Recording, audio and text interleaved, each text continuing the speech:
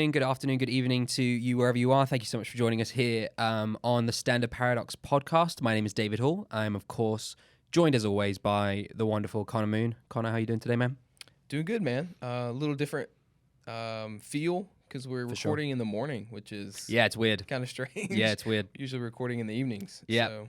My belly isn't as full as it was the last time we recorded because we had Chick-fil-A right before last time. That's right. This time I had a bowl of Rice Krispies, Mm. which, you know, I will say this before we get into the meat of everything we're going to talk about today. Rice Krispies are back, man. What does that mean? It means that for the last year, there's been this whole. You told me you put your phone on silent. I thought I did. Unbelievable. It's on silent now. That was my computer, actually.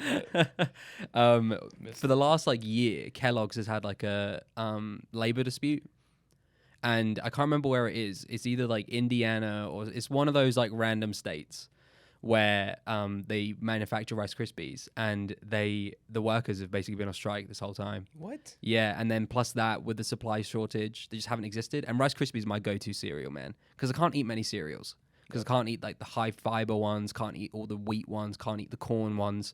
I can eat the rice ones. Rice Krispies are back. I saw them at the store the other day. I bought 3 boxes. So do you just eat the Rice Krispies and that's it? With sugar. Okay. All right. Because that's what we used to do growing up. And because the regular Rice Krispies are they're just plain. disgusting. Yeah. Well, hang on. No. No, I will go to the grave with that one because they are gross by themselves. But yeah, man. If I could, my favorite cereal in the whole wide world is that I can't eat. Mini Wheaties. The Frosted Mini Wheats? Yeah. Really? Those are so good, man. They're delicious. I feel like, I don't know how, I mean, mine are the Reese's Puffs, maybe. Those or the Captain Crunch. The ones that shred your mouth. When you finish a bowl of cereal and you've got 5 open wounds on the top of your mouth. Yeah, those are so good if they weren't so dangerous. Yeah. So, that's I don't even know how we got into this subject. Me either. I don't even know why we're talking about Rice Krispies, but here we are. So yeah, with that, we'll pivot to something a little bit more serious today. As you know, normally when we do this, we'll have a guest, right? And we talk about them. We talk about their experiences, the whole lot. But with everything that's been going on, you texted me the other day and you'd asked me if we wanted to talk about the current situation in Ukraine with Russia that's happening in Europe. And if you're watching this, I'm assuming, people probably have at least some sort of idea of what's going on. Yeah. It's kind of hard to avoid right now. On the headline. Yeah. It is basically everything. So with that in mind, this will be more I still have a lot of things I want to talk to you about in regards to feelings I've had, faith-wise and all that kind of stuff, because I think that's important to touch on. Sure. But there probably will be a lot of things in here that are political in nature. So if that's not for you, this might not be the episode for you. But if you're wanting to just listen to I am not an expert on this. I just want to make that very clear. Yeah. I know far less about everything than I do know about it. I know very little. I'm not a foreign policy expert. I'm not going to profess to know everything about the history of Ukraine and Russia and the Soviet Union and all that kind of stuff. That's a lot. Yeah. I am by no means an expert, but I think there's things that we can talk about that affect us just as human beings and as Americans. I'm not an American yet. I'm not a citizen, but I consider myself a part of this country, and being from the UK as well, obviously closely tied to Europe as well with our relationships with the UK, with the US. So yeah, I think there's things we can talk about that are pertinent to kind of the general feel of what we do here anyway. Agreed. And I echo that. I'm not an expert by any means. I've tried to brush up on some of this stuff, but it's just a deep, rich history that's going on. And there's so many moving parts. And I want to preface the conversation with that too. I heard a pastor say one time, he's J.D. Greear, used to be the president of the Southern Baptist Convention. He's a very well-known pastor, and I love his philosophy about politics. He says, whenever someone wants to engage in a conversation about politics or about current events and those kind of things, remember that the issue is way more complex than often people realize. And so coming into the conversation, it's going to be much more complex than red or blue or Russia sure. or Ukraine. So it's going to be way more to it than that. And hopefully we can talk about some of those more gray areas and that kind of thing. But just preface the conversation with that. So yeah. So I mean, I guess the place to start would be, what's transpired in the last, what would you say, like 72 hours? Has it been? Was 48 it Tuesday hours? morning? Yeah. Okay. So it's been when they first invaded. Tuesday or Wednesday morning. I can't remember. So it's hasn't even been a week yet. No, that's the crazy thing is this Sunday is going to be the time that all the pastors address the issue. Right. Yeah. Of course. So, because last Sunday we had fears, but we didn't. Nothing had happened yet. Yeah, they weren't. So whether it was Tuesday or Wednesday, at some point this week, Russia, as it had been threatening, and as world leaders across the world, President Biden, Boris Johnson, the Prime Minister in England, have been saying for a while now that this was a fear of theirs. That they had tried to de-escalate the situation, try and reach a conclusion where Russia wasn't going to send troops into the Ukraine, but it happened. It failed. These de-escalation talks failed, as many people predicted they would. Sounds like is it President Putin? Whatever, dictator Putin. Vladimir was a title at one point, I think. I can't remember. He seemingly just kind of ignored all of those pleas, and sent in a lot of troops along the Russia-Ukraine border. Now, if you're not familiar, Ukraine shares a lot of border with Russia. Used to be a part of Russia back in the Soviet Union days. They then split off. There's a very rich history between the Ukraine and Russia, as well as all those bordering countries. So if you're wanting to learn more about that, then that's something I can't necessarily sit here and talk about for a long time because I'm not well versed in it. Yeah. It's so complicated and so deep. But they do share a lot of border, and they share a lot of similar culture. It's Eastern Europe, so it has a very specific feel to it. And there are certainly some people in Ukraine who sympathize with Russia and have a desire to go back to that way of life. And to put a long story short, in the best way that I can, again, to the best of my understanding, Putin has taken it upon himself to declare certain regions, particularly the eastern part of Ukraine, independent states. This was like the thing that really triggered the invasion. He declared them independent states, and that they were basically it was like a free-for-all. We can go in and take them.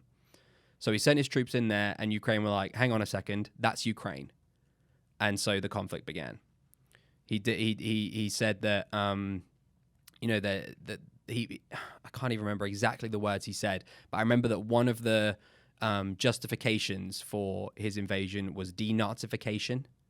Yeah, like I heard that, but I didn't understand where that was coming from, because his goal was to quote unquote decapitate the government or Ukraine, and so from I guess in the context, I remember, like, I didn't hear that quote in context, but from what I gathered, it was inferring that those that were in control were inhabiting those kind of similar characteristics of Nazis. So he's using basically it's a loaded phrase, but like gaslighting the Russian and Ukrainian people into believing that Ukraine is being run by tyrants. Now, just so we're clear, Ukraine has some seedy history. Is not a perfect country. Neither are we. Neither is anyone. But that doesn't justify what's going on right now. But Putin has basically declared that Ukraine is being run by tyrants. They're murdering their own people. They're using the women and children as human shields, and they are spreading like fascist politics throughout Europe. Yeah. And his idea, as you said, is to go in there, overthrow that government, and then, in his words, basically leave it be. He's going in there. We're doing you guys a favor. We're going in and getting after Ukraine's government, getting rid of them, and then we'll leave, and you guys can establish your own government again. Yeah. That's what he's saying. But that isn't. Well, the actions that he's taken don't translate into what he's saying. No, like he doesn't want to occupy it, quote unquote. Right. But like in 2000, that was what was so shocking to me. In 2014 and 15, there was this big uproar with the Ukraine people trying to, dethrone the current president of Ukraine, which was like a puppet, if you will. That's what they're saying, at least. Like I'm not versed in some of the politics of Ukraine, but they were calling him a puppet for Putin because of a very crazy deal that he signed with Russia. It was like a $14 or $15 billion deal that he could have signed instead a piece of legislation or something like a treaty with the European Union. But instead he chose to go the route with Russia, which then threw the whole nation into this uproar of like, no, you got to get out. Like we can't do that. And so he was thrown out, and I can't remember which one what his name was. That was Victor, maybe, the one who got thrown out in 2014, removed from office. Yep, during the revolution, that was him. And so he was the president from 2010 to 2014, the 12th prime minister of Ukraine. And during that revolution in 2014, it kind of went. It I was remember in the that. favor of the people. And then now it's a democracy, and that's what they wanted. And ever since then, there hasn't been that person in office for Putin. Right. Yeah, because I remember that happening, and I remember hearing about Vladimir Klitschko, who is the heavyweight world boxing champion, and he was like one of the like biggest proponents for like freedom for Ukraine, essentially, and he was like fighting on the streets and everything, and it was this very strange thing to see because I'd only ever seen him fighting boxing, Yeah. And now he's the mayor of. I never know how to say it because I've heard it said about a gajillion different ways, but I'm just going to go with what I've heard it said before, which is Kiev, which is the capital of Ukraine. He's now the mayor of that. And I don't know if you saw him the other day. He posted a picture of him with like his freaking LMG and in his military garb.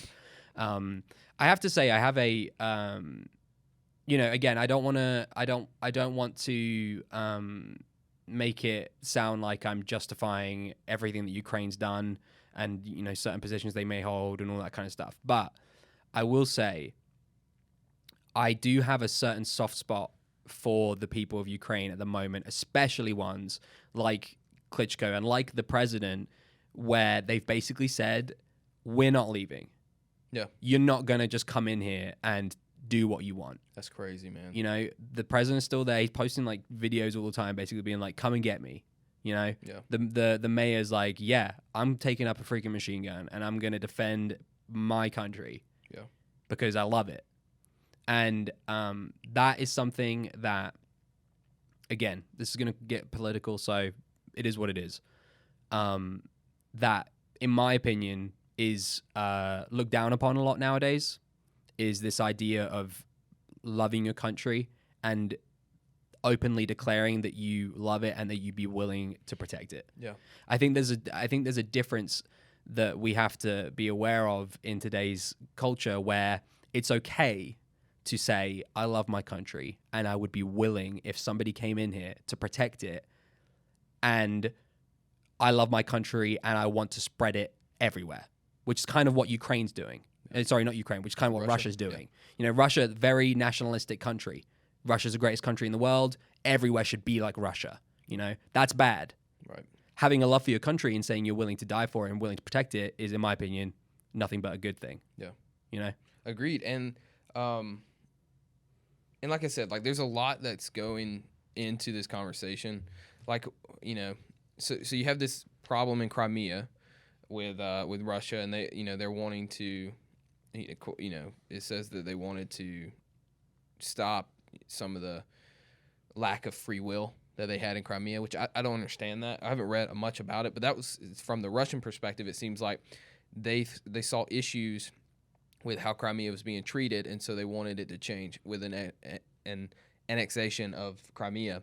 and then that led into all the disputes that's happening now. Of course, centuries and centuries before that, there's always been issues in this area of the world.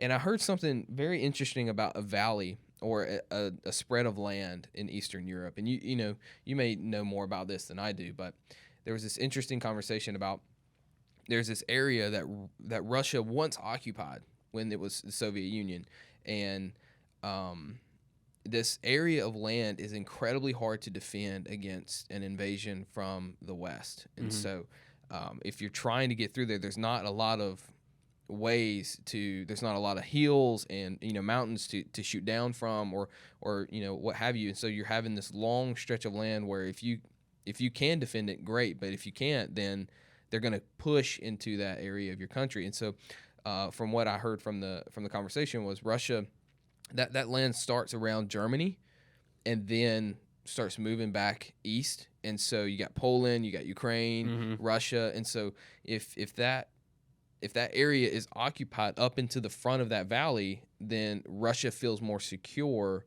in an invasion from the West. And so that's from the conversation I heard, that's why a lot of the dispute is because Russia wants that security from that valley instead of allowing things like that to happen. Again, no one actually really knows what the incentive of Putin is right now. Sure. It's because the incentives that he's given, like the denazification, I pulled the quote up. He said, its goal is to protect people who have been subjected to bullying and genocide,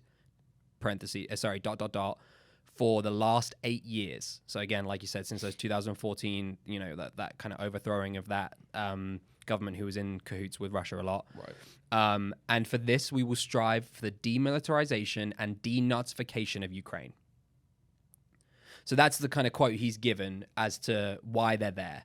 A lot of speculation comes from the fact that Russia has felt threatened by the West over the last few years, especially with Ukraine starting to get into bed with NATO a little bit more.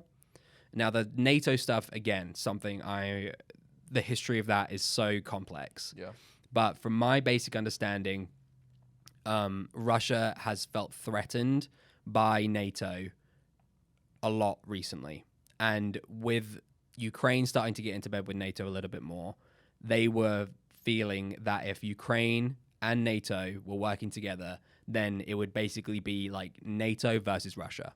They would just have millions of troops along their borders, and Russia would feel threatened, essentially. So, it's one of those things where I'm like, would I feel comfortable if there were troops along Canada, like the Canadian-US border and along the Mexico-US border that were opposed to my way of life? Probably not. But does that justify a preemptive attack on a country that actually hasn't done anything? Yeah. Because the Ukraine, this is mad. They used to have nuclear weapons, Ukraine. I heard about this. They don't anymore. And their deal was with Russia. They basically signed a piece of paper that said, we'll give you our nukes if you don't invade. And Russia was like, okay, now look. What was that called? I can't remember what it was called. Brinks, maybe, or something? I can't remember what it was called. But this is, again, this is a different topic of discussion, but it begs the question, because, there's always this debate about nuclear weapons. What is the point in them? Some will say it's a deterrent because if one person has nukes and the other person has nukes, it's mutually assured destruction. Right. If one fires nukes, it's game over for us all, man. Like, because you fire yours, we'll fire ours. Yeah. We'll both die. Whoever hits the other first wins. Yeah. For 30 seconds before you're dead. It doesn't make it is a paradox. It makes no sense. Right. But if you don't have them, look what happens. Yeah. Russia fears nothing from Ukraine other than boots on the ground because they know they haven't got nukes. Yeah. Russia does. They're like, oh, hey, we got ours. We won't invade. Don't worry. Just kidding. What are you going to do? Nuke us? Nope. And you can't. That's what I was thinking about the other day. Like, there's this map where you can track, like, flights. I don't know if you've heard about this. Yeah. Have you heard about the controversy with Elon Jet? No, but I did see a meme that was like all the planes around, and then Air India was just like flying straight through the middle. They have no care. So there's this tracker, and this guy made it very popular. But he has a Twitter handle called Elon Jet, and he tracks the private flights of Elon Musk. And so somebody has used a similar function to track military airplanes in Ukraine and Poland and those areas. Because all those flight records, which I don't know why, but those flight records can be publicized if you find them. And so they were tracking some of these planes, and like they're not small planes. Mm-hmm. These are planes that are B-52s that are they carry, not just the little bombs, but the nukes. And so it's that tension of nuclear warfare and those kind of things is always high in moments like this. But if you think about it, like, and I heard this conversation too, was Russia has hidden behind that nuclear blanket for a while now. Mm-hmm. And ever since their decline in the 90s of going into Russia and breaking down the Soviet Union and those kind of things, economically they haven't really recovered. Dude, Russia's economy is about the size of Florida's. See, that's no joke. And it's because we've had sanctions on them, and because they can't get get their stuff together. And so like, if you're gonna be that kind of person, you get sanctions put on you, and your economy can't. So they're the equipment they're using is old for the most part. Some of their tanks and things that they're bringing in Ukraine aren't as modern. Now that doesn't mean they're not dangerous. That's not what I'm saying. But they're because of that stifling economy from the 90s. They haven't been able to recover, and so that nuclear blanket has been their only means of like actual security. You don't hit Russia, because if you hit Russia, they got a crazy person in nukes. charge. Yeah, and they're not afraid to shoot those things or whatever that may be. And of course, their relationship with China recently and things like that. Like you don't want to poke that bear. But my question is, how far can you lean on that nuclear blanket before someone actually pulls the trigger? You know what I mean? And so like I don't know what that looks like, but to me, you can't hide behind it forever. And, and also, how far can Russia continue to decline economically before they push the button? And that has to be why or they're doing before it. they invade someone else. Like Putin's talking about he's threatening Finland, man. Does he know what happened in World War One? Do you know about this? No, go for it. Oh my God, dude. Okay, if anyone's listening to this, go just Google Finland, Russia, World War One. And I don't know the exact numbers, but basically, Finland held, I think they had like 200,000 troops. And in World War One, they were fighting against a Russian army that had over 1 million. And tanks and everything. They were fighting in the mountains. In like this really like wintry environment. It's like the movie 300, dude. These like 200,000 Finnish people just completely decimated this Russian army. Like decimated them. That man. is so like cool. It was unbelievable. Like go watch like a documentary about it or YouTube video or something. I guarantee there'll be something on there. But like these people just held the line. And they captured hundreds of thousands of Russians, all their tanks, suffered a few losses, but nowhere near the amount of losses that the Russian army suffered. And I'm like, you really want to poke that again? You really want to do that again? And that's the thing. And see, all of that just, it makes you think, why? Like, what is if you're not going to occupy Ukraine and you just want to puppet in there, like the spirits of these people, man, like if they're not willing to give up now when you're actually invading, right? Like, what makes you think the moment you give them a chance to revolt, that they're not going to do that? You know what I mean? So let's say worst case scenario, they do take Kyiv and they establish their own government, put a puppet in there. Like, how long is it going to last? Ukrainian people are not like they are rallying like crazy right now. They're not going to let that be the case. Yeah, it is. Again, like politics aside, the way that like the Ukrainian people have basically just picked up guns. Like, you know, the president, the prime minister, wherever he is of Ukraine, the other day was like, we've handed out like 200,000 assault rifles to just civilians, Wow. and they're just, you know, willing to defend their home. I'm like, I can't help but feel inspired by that. You know, Oh my that these people goodness. in this day and age, you know, it's terrifying, and I wish to God it wasn't happening to them. But in this day and age, to still see that people can have that sense of patriotism and love for their home and willingness to fight against evil, like this is, it leads me on to something that I wanted to ask you about, because it's something I've been struggling with. At what point do you think we, as America, as a representative for freedom, for democracy, for fighting against, you know, the forces of evil, at what point do we say enough is enough? Because I've been toiling with this a lot in my brain, where at the moment, I don't think we should be involved physically. I think the sanctions and everything, as much as like they're not doing anything because Putin doesn't care. He already knew that sanctions were coming. He's They've planned this, man. yeah, he's adjusted for this. I'm struggling a lot with the idea that we can basically just leave Ukraine to be like, well, good luck. Yeah. You know? Because I sit there, I'm watching the news, and I'm watching like all the like these Russian tanks and everything just move into this country and go after and kill innocent civilians, bombing apartment buildings, and Running over that car. yeah. Oh my God. And I'm just like, this isn't right. I feel like we should be doing something. Yeah.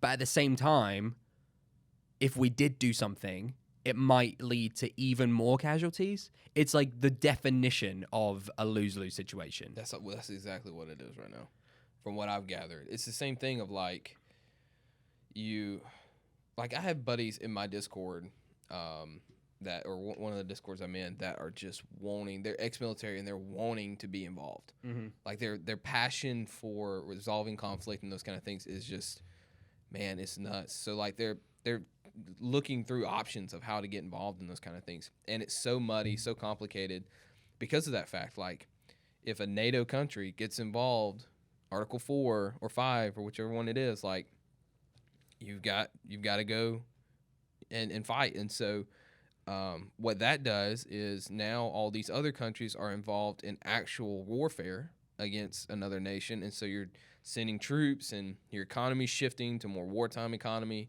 And so America's economy, Europe's economy, all those North Atlantic, countries are now having to fight and having to shift their economy. And so but at the same way, like you can put so much sanctions on Russia, like we hit the banks and we hit the oligarchs, but they're wanting to do SWIFT, and if they hit SWIFT, the SWIFT bank with Russia, and they put sanctions on that, then Russia, the fear is that Russia turns off that faucet to Oil, natural gas, and those kind of things. And Europe's dependence on natural gas, and even other countries, like 41% of Europe's natural gas comes from Russia. God. And so if he turns that off, they're freezing. You know what I mean? Like, so that's what I'm saying. Like, and you hit it perfectly. It's a lose-lose situation. So if you invade and you go to war, economy gets hit. People lose their lives, and the whole world is shooken. If you don't get involved and you sanction, let's say we hit SWIFT, we sanction SWIFT banks. Now Europe's in trouble economically. They're losing their biggest import of natural gas, and now and not only them, us as well. And so, like with oil prices and everything. Yeah, and then now like, America's going to feel it. The whole world's going to feel those sanctions. a gallon gas. Right, and it's nuts, man. And so, like, how far do you go, and how long can you wait? How long can you bleed before it's over? Because both of them are going to bleed, Europe and Russia. And so, like, who's going to bleed the longest before they call it, It's just hurting my heart, man. Like, I have a Ukrainian friend who I went to college with. She was a year above me. Her name was Katya. Really nice girl. I knew she was from Ukraine, and she had moved back there in the last few years, I think. And she's there right now, and like she'll occasionally just post things on Facebook, and it just like breaks my heart, man. I know, man. Like she posted this the other day. She said, "To all my foreign friends, thank you all for being concerned and worrying about me and people in Ukraine. Yet another night we have to spend in bomb shelters. Another night the whole country is listening to explosions and gunfires, trying not to get killed. We have so many losses. Please keep supporting us. Keep demanding major action from your governments." I'm like, that you could put that in a World War II history book, and I'd believe it. You know, Yeah. like this is where I start to struggle faith wise. Not that my faith is being challenged. I just don't know how to feel. I'm curious for your perspective on this. As a follower of Christ, I feel like I'm called to defend goodness and fight against evil, you know? Yeah. And support and help people who are in need, you know? How far does that extend? Because I'm sitting here, I'm like, I feel like there's something I should be doing, you know? I feel like me praying every night for these people isn't enough. Yeah. But then I have to remind myself that maybe that is all I can do. But then I'm like, well, that sucks. Yeah. You know? Man, this is a complex conversation. And from my perspective, I feel the same way of just watching this arrogant man want to run through these countries. And you have the videos of, and I don't know what side of Twitter you're on, but there's this side of Twitter that doesn't hold back. They don't pull punches in their video content. Of course. And so to see that, the more gruesome side of things, it puts in my spirit this angst to go and do something about that. Like when they, when your friend asked, please keep urging your governments to do things. That is in the same vein of conversation with what do we do? Like how far can you go before you're causing more trouble? Mm-hmm. You know, and like as painful as it is just to sit and watch, like that's the thing. What can I do? You know, like besides sending resource, like there's for us, there are missionaries on the ground in Ukraine right now. And there's organizations and orphanages that these denominations support. Like I heard Church of God, which is a denomination of evangelicalism where they have several orphanages over there in Ukraine that they're supporting, and they're trying to get them out. And so one thing that they're doing is they're raising funds to get buses and things like that out of the country. And a lot of them are finding it very difficult to get out. And so things like that, as Christians, we can support our brethren that are over there that are doing that through finances, through prayer. Like, and I get it. Like sitting, you know, for me, it's just sitting at my desk, watching all this unfold over the past week. It's like, okay, I've prayed. Yeah. Now what? And I've been talking with God and like in an intentional conversation, but like what is changing and why can't I see God moving through these people? And I don't know, man. I think we would be wrong to say that God isn't moving and he isn't involved. For sure. But there's this very real factor of humanity's just an evil thing sometimes. And I don't think we can get around that the way we want to. Like, I know if anyone had the opportunity to just hit Putin as hard as like they would, and I don't think anyone would deny that privilege. And so, but we don't have that, and we don't have that opportunity, and so asking what more can I do, I think we have to just remain faithful in the fact that through history, this isn't an anomaly to God. Yeah. There have been wars, there have been innocents taken and killed, and God has still used his church to bring hope and bring life to communities. And so I think we just have to remember that he's just as good as he once was, and that we see in history as he is today. And often that looks different in painful moments. And you really can't see hope in those moments. But there's this song I've been listening to lately. It's called "This Is the Kingdom," and it's by Elevation Church. And it's basically Matthew chapter 5, the Beatitudes, just kind of written out. And it says, blessed are the righteous, or blessed are the persecuted for righteousness' sake. And as I was listening, in the context of what's going on right now, like, I know Ukraine is not a quote unquote righteous state. Neither is America, none of these countries. Nowhere is, man. But there are Christians, Bible believing, loving people in Ukraine, people that don't deserve what's happening right now, that are having to walk through this. And it's hard to cling to something, but that song, that verse of just understanding that God's got something there for those people, but it's hard to see some of that in the fog of war and some of that more volatile. I always find that place. piece of scripture really thought provoking. Okay. Because it's like, Agreed. it sounds like it should be the other way around. Right. Like, why am I blessed because I'm suffering? You know, like I feel like I give my thanks to God when I'm talking about my blessings. I'm not talking about all the stuff I'm struggling with. Right. All the like, good oh, what's things. God blessed you with? Oh, well, my illness is flaring up. My cat died. There's a war going on in Ukraine. Yeah. It's just feeling It really doesn't blessed, feel- man. Really blessed. Yeah.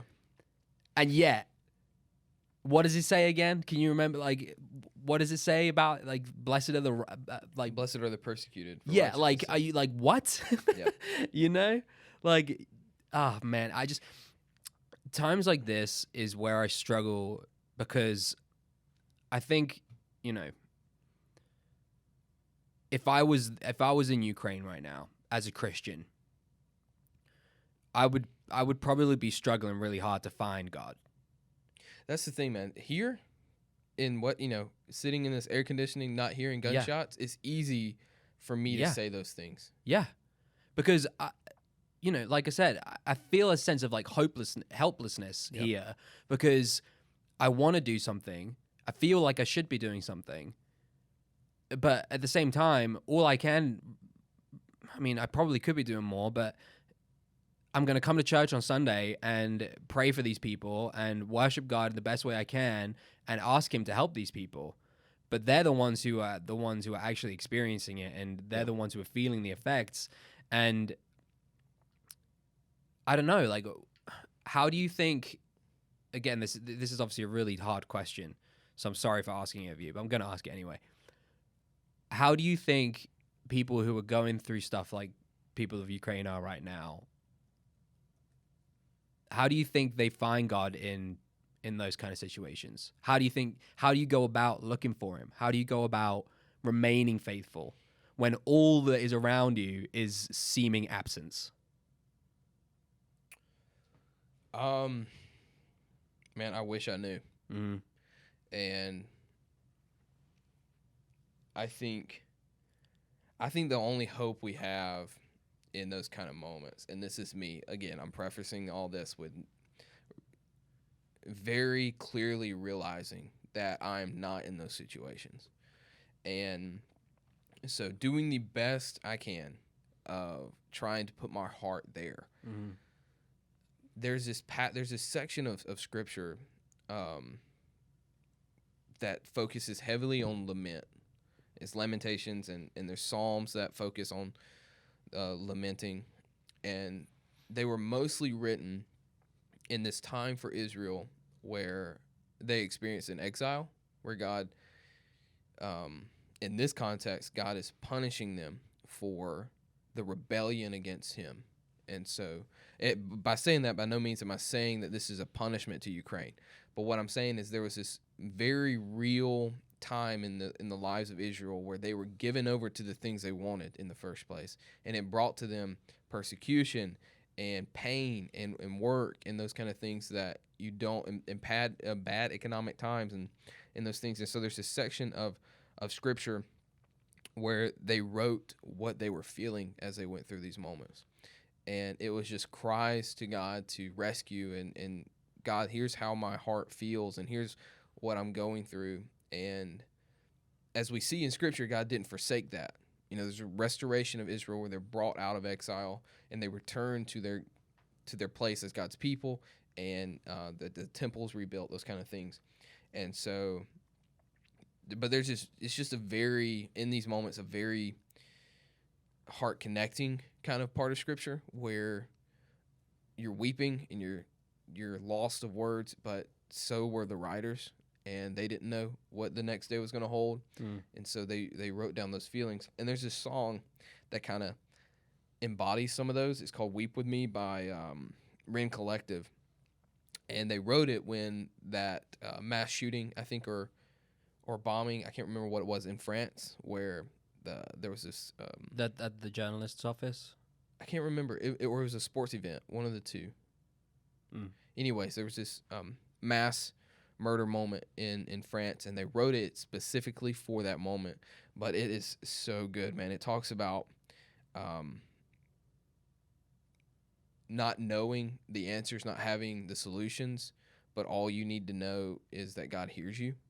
And I think for someone in those moments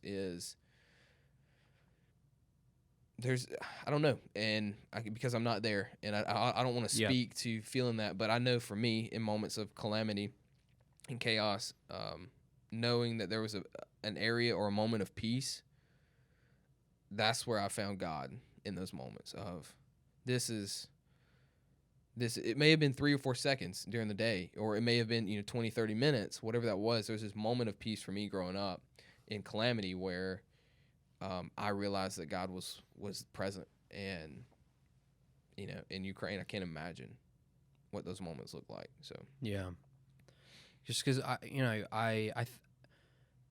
I often try and think back about how I would feel about things before I was saved, to try and give myself some perspective of how other people might be feeling. Yeah, because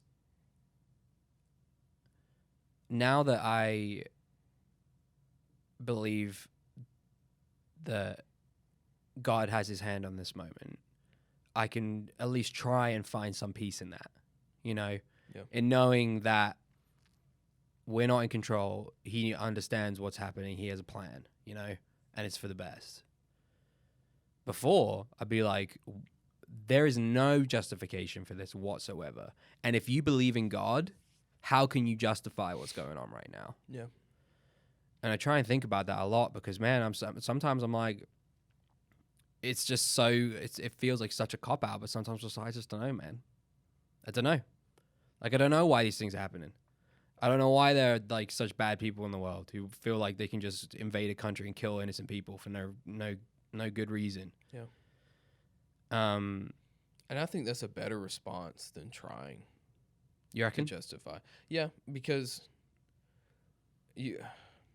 I feel like you get into a place of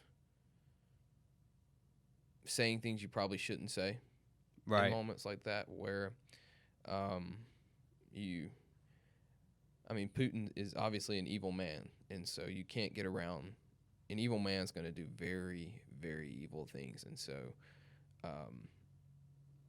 part of it can be that. But if you get into the realm of, well, God wants this to happen, or God, right? Like you start speaking on behalf of God. Yep. And I don't think that ever kind of ends well. So, and I don't know, may not feel comforting, but if you say I don't know and then just say, like I was looking up some of these passages, and you just say, well, this is what my Bible tells me. And Psalm 6:3 says, "My soul is in anguish. How long, Lord? How long?"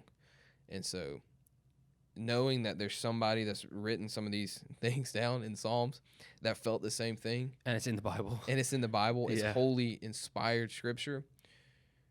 That's where I want people to go. I don't want them to lean on, how can Connor justify this? I want them to feel the same things that God's been working through history through here. And so, and I don't know is sometimes okay to me, but that's just Connor's opinion. So Yeah. It is certainly. I don't know. I have a lot of very mixed feelings about everything that's happening right now.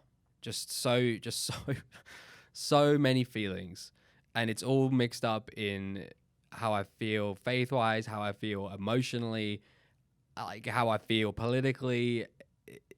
It just, I don't know, man. It's just times like this where I just wish I could just bring everyone to church. I was just like, we'll just freaking sit down yeah, and listen, it's definitely a and I think what's incredible about having the opportunity to talk about it is there's no with something like this, like we've been talking about, there's no clear-cut solution to the problem. And so as long as we continue to just be graceful and try to be open-minded and invite people into the conversation, I think that's a great thing, especially for those that, like us, that have no idea what to do. How can we help? Like, we're going to pray, we're going to fast, but if there's other things to do, we want to have conversations about those things and invite people into that. So I think, there's some light at the end of the tunnel in the sense of we feel there's nothing to do, but we can talk about, so we can try to find some solutions. And, David Hall and Connor Moon, we're not, Joe Biden or Secretary of Defense or something like that. But, man, just talking through some of this pain and frustrations is also helpful. So, yeah, and light at the end of the tunnel. Ukraine's holding them back, man. dude, there's some. They're doing a good job. They're doing a good job at defending their home. Like, I know that Russia basically had certainly planned on having this wrapped up by now. Yeah, no doubt. But they've been stopped a bunch. Like, they stopped them at Chernobyl. They stopped them at the eastern borders, like in between that area of really bordering Ukraine and then Crimea. They're stopping them in the city. I don't know if they'll hold out the whole time, but one can only hope. yeah, Man, one can only hope. And I hope that people remember what these people are doing. Yeah. Because let me tell you, the thing I fear is that we let one thing like this happen, and then China's like, well, maybe we'll just go invade Taiwan. yeah, that's a whole Because nother sanctions, thing right there. whatever,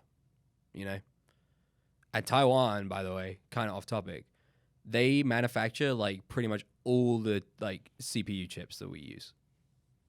Wow. So Imagine that being in their hands. Yeah, they get rid of they cut off that supply line is a bad day. Yeah. That's my fear, man, is that but then again, I have this conflict in my heart where I'm like, we should do something. But then Jesus says, turn the other cheek. See, and that's a whole nut. I thought that's where you were going to go just a minute ago. And I was going to say, if somebody's, and I don't know where this line is as a pastor, but I'm just going to speak from my heart. But if somebody's knocking on my door to, and there's so many videos and photos of Ukrainian men having to say goodbye to their wives. Oh my God. Because they have to go fight. If that's happening to me, I know that's what Scripture says, but I'm not turning the other cheek in that moment. Right. I'm gonna shoot someone, and so yeah, if they're threatening my family. So that's a hard conversation to have as a Christian. It's not Jesus doesn't say, here are a list of reasons why you can and cannot turn your cheek. Here's when you can, here's when you're okay. It's very clear that in these moments you turn your cheek, and I don't know about that. You know what I mean? Like, Right. It's a hard, yeah. And so I definitely, I'd love to speak sympathize. to him about that. Exactly. Get him down here. Jesus. Now would be a great time. Is it a 770 number? I just need to call you for a second. I think about it a lot, man. And you know what? It's something that people ask a lot of Christians too. It's like, oh, you're a Christian? Why you getting in a fight? Yeah. I thought Jesus told you to turn the other cheek. He did.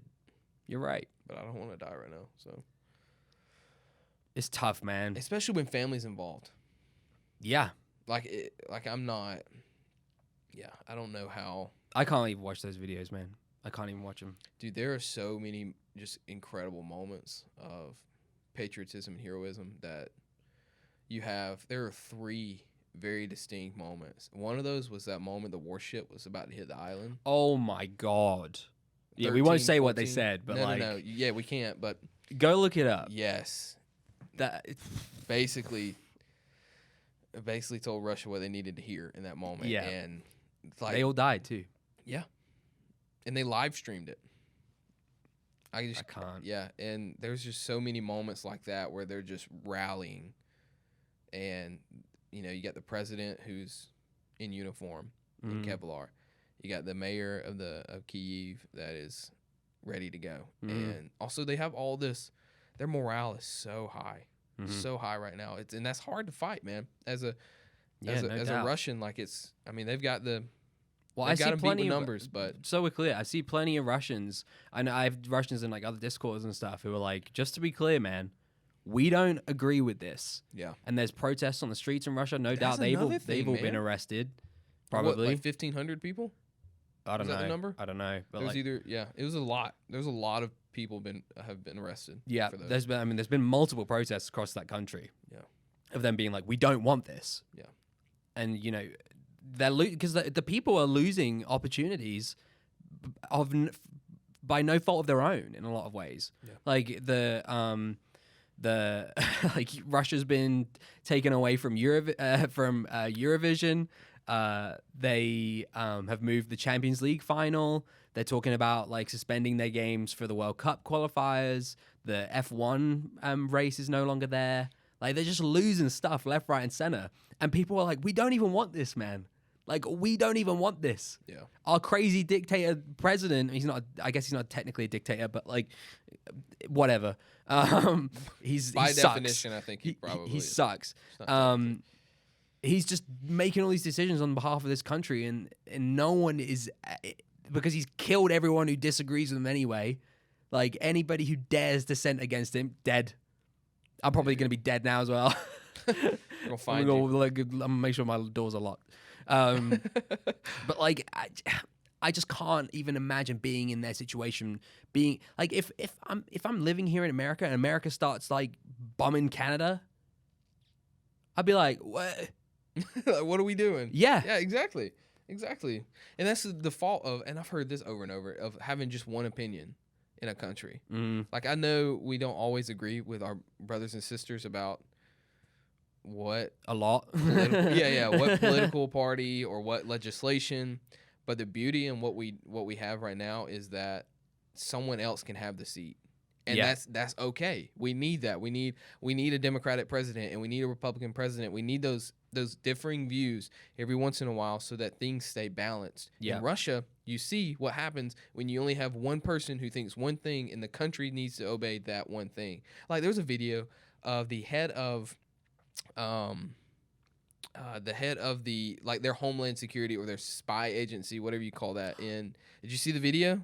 Where- speak plainly. Yeah, and and then he changes his opinion. Yeah, It it's mid speech unbelievable. within a minute and a half, Yeah. and I'm like, you've got to be kidding me. He's just got a laser pointer that you can't see off camera, just like right at his head. yeah, yeah, and the way he was trembling, You wanna keep the going, mate? nerves, Yeah. and yeah, It's scary stuff, man. It really is scary. And Yeah. Again, I'll keep hopping on about it. It's times like this where I feel most helpless. Yeah. Especially as a Christian man. I'm like, what do I do? Yeah. What do I do? Got to be something. Yep. Yeah, but I think I don't know. Me neither, man. And I think in the meantime, though, continuing to to pray, and you know that's a churchy thing to say, but there is power in that, and No I doubt. believe that full heartedly. And so, continuing to just pray for those families and those organizations over there that our denomination and others partner with that are trying to make a difference for the kingdom over there, praying for them and their families.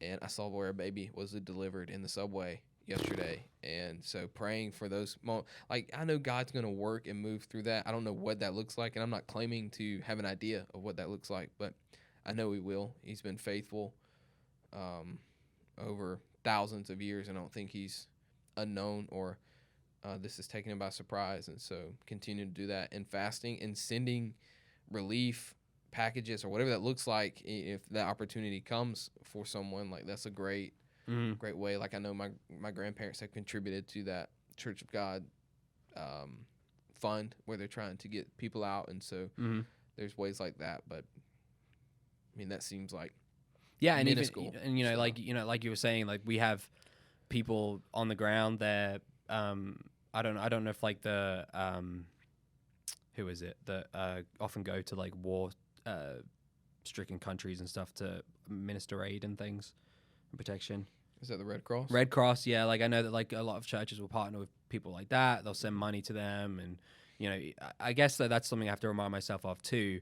Is that even if I'm not necessarily directly doing something, just like my tithing every month, you know, that 10% I give back to God, He's going to use that in a way to potentially help people like that. Yeah. You know, one of the biggest contributors to the Red Cross is the Southern Baptist Convention. There we go. So there we go. Just funds weekly to them from Midway Church. I'm trying to find. There's this post I shared into the group about things you can pray for, and so it's on Sin Relief, and so sinrelief.org it's got some stuff there available for if you're listening to this, if you want to pray for specific things. There's 10 things on a list on sinrelief.org that you can pray for, and you know, just be on the lookout on ways that you can help through that. So that's a Baptist partner there in Ukraine that they're helping to take care of, and so that's another thing you can kind of help with, I guess. So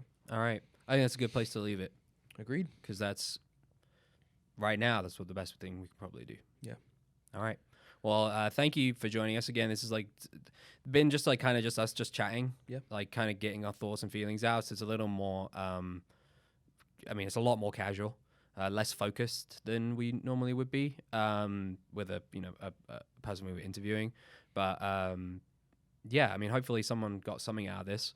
Even if it was just listening to us like talk about it, maybe people have some feelings that are the same to us. Maybe some people have feelings that are different to us. Yeah. But thank you for being here anyway. We appreciate it. We are still obviously going to be doing regular stuff. We've got one scheduled for Monday evening with couple days. With McKinnon. So that's going to be fun. Looking forward to that. Yeah, man, just like you said, that resource. If you don't want to go look at that resource, pray for him anyway. If you're not a Christian, maybe pray anyway. What's the worst it can do? Yeah, that's the worst it could do. Yeah, thank you so much for listening. Any last thoughts? I'd love to hear their thoughts, and so I know there's a comment feature on Spotify right now where you can kind of interact and if you're on YouTube, keep it civil for the most part, but we'd love to know. I know this is a passionate topic, and so. But we really would love to interact and kind of hear what you guys think. And so YouTube, you can comment. Spotify, you can comment. So just kind of let us know what you think about what's going on. So, all right. Thank you so much for being with us, guys. Stay safe. Take care. And if you're in Ukraine, Godspeed, man. Godspeed. Peace.